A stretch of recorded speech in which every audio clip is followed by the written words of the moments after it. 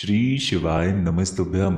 देखिए, आज का ये वीडियो हम सभी के लिए बहुत ही खास है, क्योंकि पूज्य गुरुजी ने कहा कि जब भी आपको ऐसा लगे कि पूरी दुनिया में सबसे ज़्यादा परेशान आप हैं, सबसे ज़्यादा दुखी आप हैं, आपके ऊपर दुखों का पहाड़ टूट पड़ा है, ना ही धन रुपए की प्राप्ति हो पा रही हो, ना ही व्यापार बिजनेस अच्छे से चल पा रहा हो, ना ही आपकी नौकरी लग पा रही हो, या फिर नौकरी लगी हुई है तो आए दिन कोई ना कोई समस्या नौकरी में बनी रहती है, घर में बहुत ज़्यादा लड़ाई झगड़े की स्थिति बनी रहती है, आपस में एक दूसरे की कोई बात नहीं सुनता है।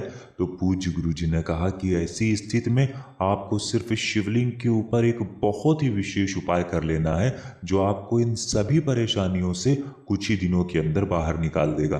तो चलिए जानते हैं उस विशेष उपाय के बारे में, लेकिन उससे पहले एक प्रार्थना। अगर आप चैनल पर नए हैं तो कृपया चैनल को सब्सक्राइब अवश्य कर लें। देखिए, आज का ये वीडियो हम सभी के लिए बहुत ही खास है, क्योंकि इस वीडियो में हम लोग पूज्य गुरु जी द्वारा बताए गए कुछ बहुत ही विशेष उपायों के बारे में जानेंगे। ये उपाय आपकी मनोकामना को परिपूर्ण करने के लिए हैं, आपके शरीर के भारी से भारी रोगों को समाप्त करने के लिए हैं, बड़ी से बड़ी बीमारियों को समाप्त करने के लिए हैं।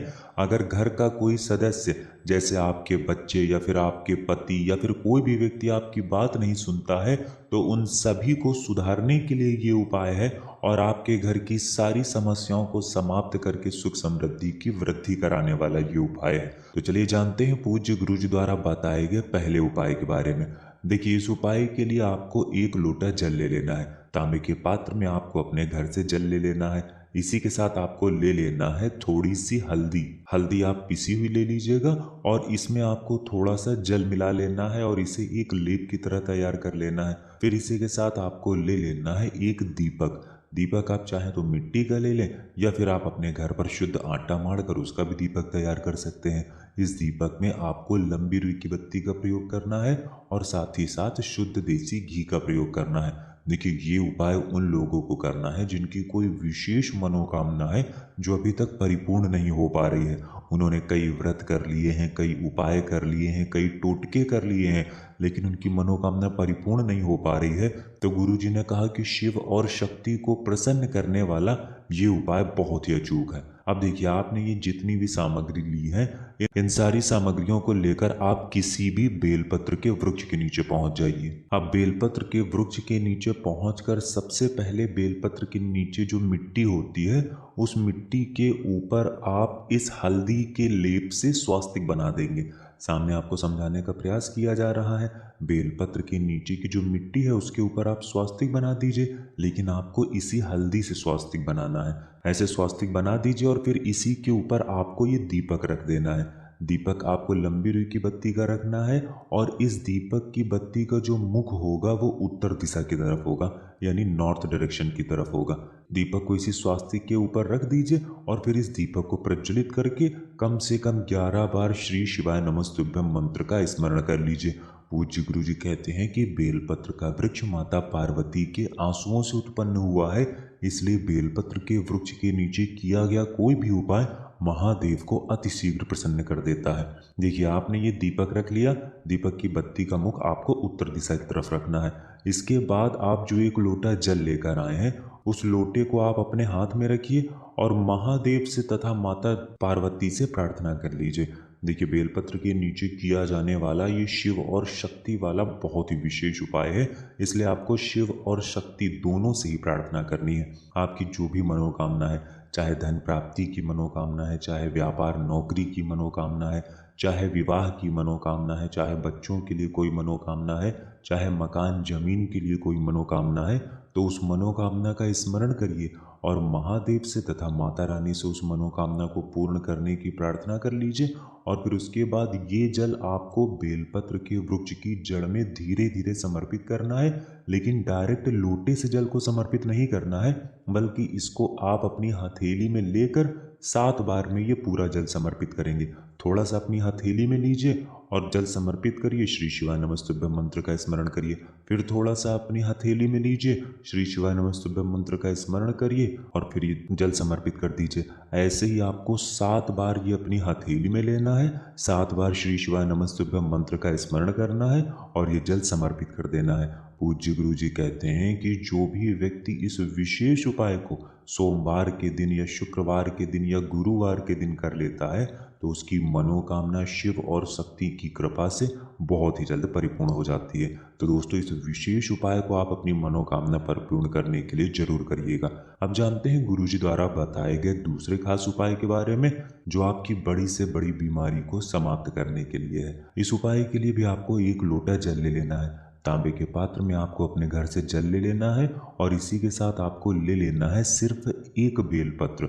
देखिए, बेलपत्र आप जो भी लेंगे वो कहीं से कटी फटी नहीं होनी चाहिए और बेलपत्र की डंडी के आखिर में जो डूट होती है वो डूट भी नहीं होनी चाहिए। उस डूट को यानी डंठल को तोड़कर आप अलग कर लेंगे। अगर आपके पास बेलपत्र नहीं है तो शिवलिंग के ऊपर चढ़ी हुई बेलपत्र को उठाकर जल से शुद्ध करके फिर आप उसका भी इस्तेमाल कर सकते हैं। बस आपको ध्यान रखना है कि ये बेलपत्र कहीं से भी कटी फटी नहीं होनी चाहिए। अब सिर्फ ये 2 सामग्री लेकर आपको शिवालय पहुंच जाना है। देखिए, इस उपाय को आप सुबह करना चाहें तो सुबह कर लें और शाम को करना चाहें तो शाम को कर लें।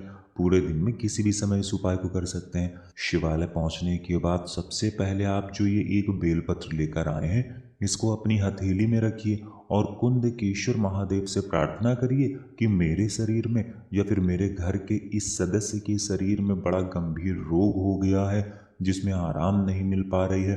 डॉक्टरों को लगातार दिखा रहे हैं, दवाओं का लगातार सेवन कर रहे हैं, फिर भी बीमारी में आराम नहीं मिल रही है। हे मेरे कुंदकेश्वर महादेव, मुझे बीमारी में आराम दिलाने की कृपा करें। आप ऐसी कुंदकेश्वर महादेव से प्रार्थना करके फिर ये 1 बेलपत्र आपको माता अशोक सुंदरी वाले स्थान में समर्पित कर देना है। देखिए, माता अशोक सुंदरी वाले स्थान में जब आप बेलपत्र समर्पित करेंगे तो बेलपत्र की चिकनी साइड का हिस्सा नीचे की तरफ रहेगा और डंडी शिवलिंग की तरफ रहेगी। इसके बाद आप जो जल लेकर आए हैं उस 1 लोटे जल को आप धीरे धीरे इसी बेलपत्र के ऊपर समर्पित करते जाएंगे।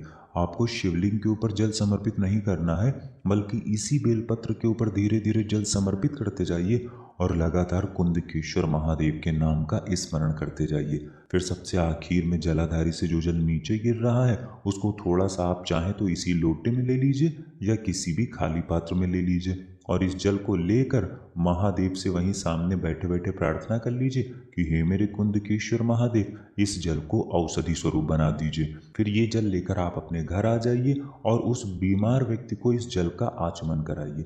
अगर आप बीमार हैं तो आप आचमन करिए और घर का कोई सदस्य बीमार है तो उसको आचमन कराइए और कुंदकेश्वर महादेव से उसकी बीमारी दूर करने की प्रार्थना कर लीजिए। पूज्य गुरु जी ने कहा कि जो भी व्यक्ति इस उपाय को लगातार 5 दिन या फिर 7 दिन या फिर 11 दिन और या फिर कुछ और दिन लगातार कर लेता है तो यकीन मानिए उसकी बड़ी से बड़ी बीमारी कुंदकेश्वर महादेव की कृपा से बहुत ही जल्द समाप्त हो जाती है।